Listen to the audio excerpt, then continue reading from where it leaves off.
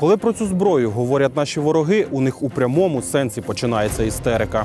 В Пентагоне официально разрешили Украине атаковать Крым американским оружием. Отмечают, в Пентагоне Киев сможет нанести удары по большей части целей на поле боя. Война идет, если кто-то не понял. Мы воюем с НАТО. Речь про РСЗО «Хаймарс». Чи не щотижня російське міністерство оборони звітує про все нові і нові партії знищених «Хаймарсів». Уничтожены 2 пусковые установки реактивных систем залпового огня «Хаймарс» производства США. Кроме того, перехвачены 9 реактивных снарядов системы залпового огня «Хаймарс». Уничтожено более 70 ракет реактивной системы залпового огня «Хаймарс». Еще 4 установки данного типа получили критические повреждения.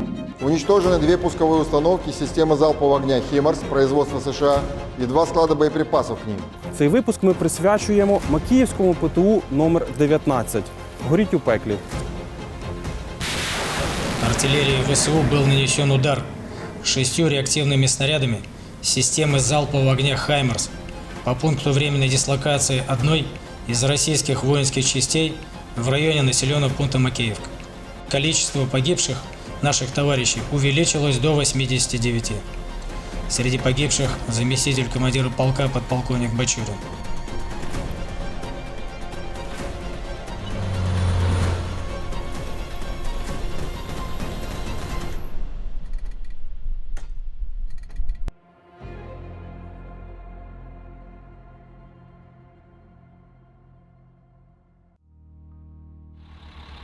Нашій знімальній групі пощастило. Нам вдалося поспілкуватися з екіпажем «Хаймарсів» і з'їздити з ними на бойову роботу.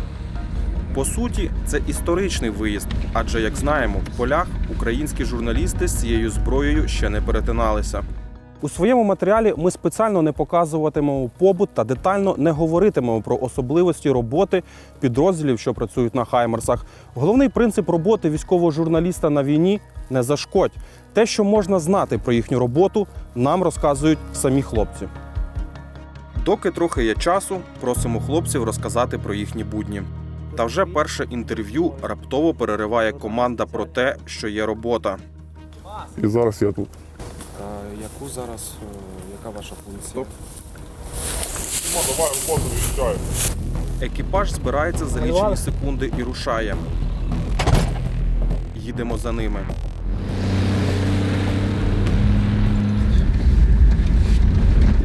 Навчання на «Хаймарсах», я би сказав, вони дуже відповідально поставились до нашого навчання.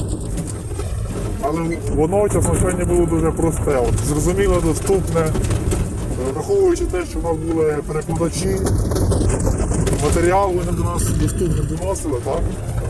Для нас було радістю і задоволенням на їхньому полігоні провести навчальні курси. Але ще більше радістю для нас було здійснити пуски на території України вже по військах Російської Федерації. Встигати за «Хаймарсом» навіть легковим джипом на польових дорогах непросто. Ця машина швидка і маневрена. В цьому її очевидна перевага над системами МЛРС на гусеничній тязі. За рахунок швидкості даної пускової доби всі шанси нас спіймати зводяться до мінімуму. Тобто ми мінімізуємо всі якісь чинники, які могли би сприяти тому, що противник зможе нас засікти і уразити чи викрити нас наші райони очікування чи райони зосередження і тому подібне. За кільканадцять хвилин ми вже на точці. Установка швидко розгортається і робить 3 пуски. На все про все лічені секунди. Нам треба круг зробити і напрямок пуску у нас сюди буде.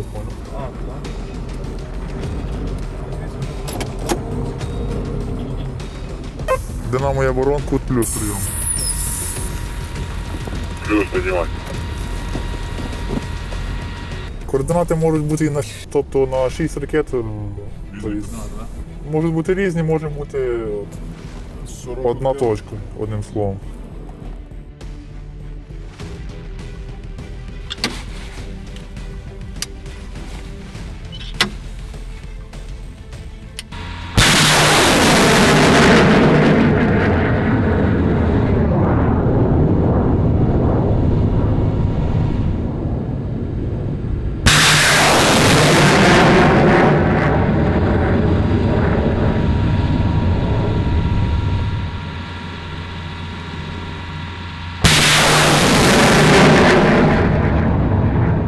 те, що до лінії фронту звідси відносно далеко, більше 20 кілометрів. Зволікати все одно не можна.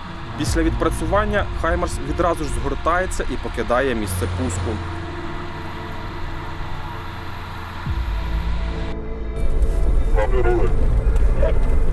Я би от цілі розділяв по важливості, наприклад. Склади – це дуже важлива ціль, адже у нас, у моїх друзів, є друзі також з артилерії, які підтверджують, що за рахунок того, що ми вже більше БК і складів окупантів, через це вони не мають можливості накрити нашу піхоту, нашу артилерію. Тобто треба вже думати про як доставити БК вже з території Росії, а не з сформованих складів, які були на нашій території і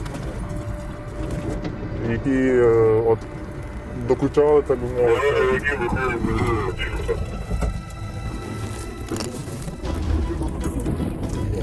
Яким є Борон Плюс. Які докучали, так би мовити, нашій артилерії та піхоті. В основному ми працюємо по складах боєкомплекту противника. Зараз у нас почали з'являтися рухомі цілі. Недавно ми вразили колону С-300, яка була важливою. Так, ми довго по ній чергували. Ну і тим самим показали, що дана пускова має таку можливість за рахунок злагодженої дії всіх органів, всіх обслуг, розвідки, командирів, начальників спільно діяти і призводить до мети, яку ми виконали в даному випадку, це враження колони, рухомої колони С-300 з БК. Все, тим, хто натискав запобіжники кнопки, то свято. Це модерністська така традиція зараз наша. В артилерії, як ми знаємо, після їх вогневих завдань перших, вони з гільз оцей пороховий заряд витирають і намазуються. От ми вирішили трошки перейняти такий досвід у них, щоб людям запам'ятовувалось їхні перші.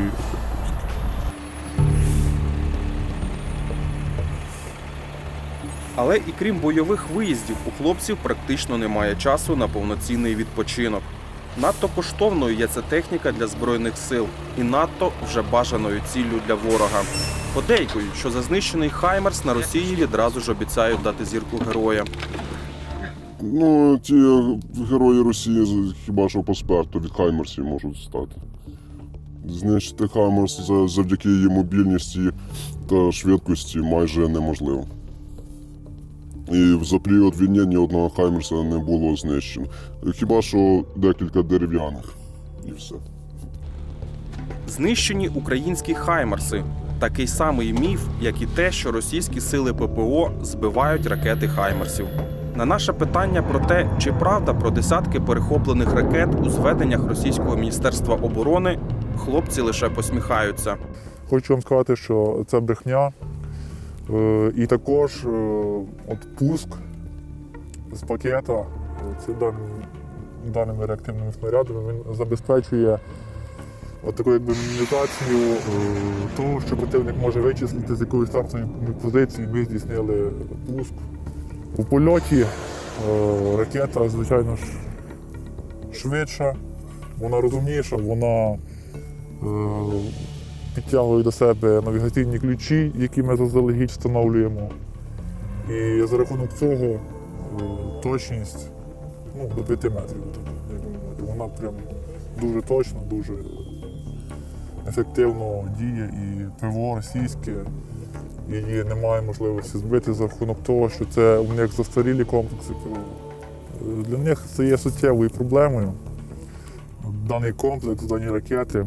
Ми сподіваємося, в свою чергу, що нам будуть давати пакети більшої дальності для відпрацювання. Але скажу, що ми задоволені зараз тим, що нам дають. Головне, що побільше. Ми завжди готові працювати, скільки буде потрібно.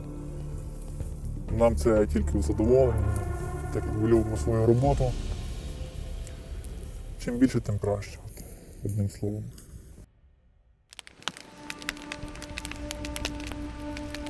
Ну, ми прекрасно розуміємо, що на них полюють, і це для них пріоритетна ціль. І наше питання страшно чи не страшно? Страшно – це почуття, яке притаманне кожній людині. І з кожним страхом нормальна людина може справитись або не може справитись. Якщо вже немає страху, це вже якісь проблеми з психікою. Страшно, ну, звісно, страшно буває. Бувають моменти, коли близько під'їжджає, бувають моменти, коли щось летить, щось. Ну, коротше, багато є різних моментів. Ну, справляємося з цим, тому що розуміємо, для чого це все робиться і яка суть нашої роботи тут. Чим більше ми працюємо, тим легше хлопцям, які на першій лінії.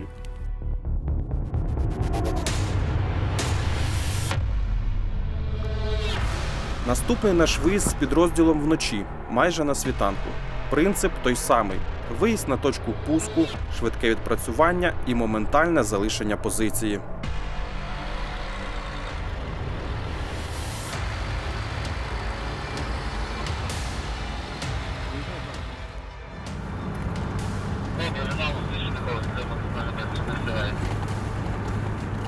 Що?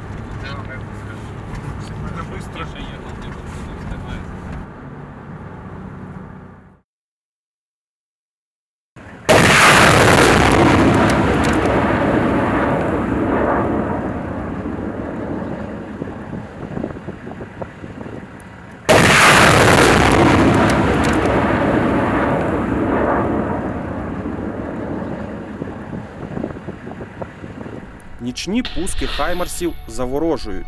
Саме в такі моменти ти починаєш наповну усвідомлювати усю силу і потенціал цієї зброї. Видовище, від якого кров в жилах холоне і стає по-справжньому страшно.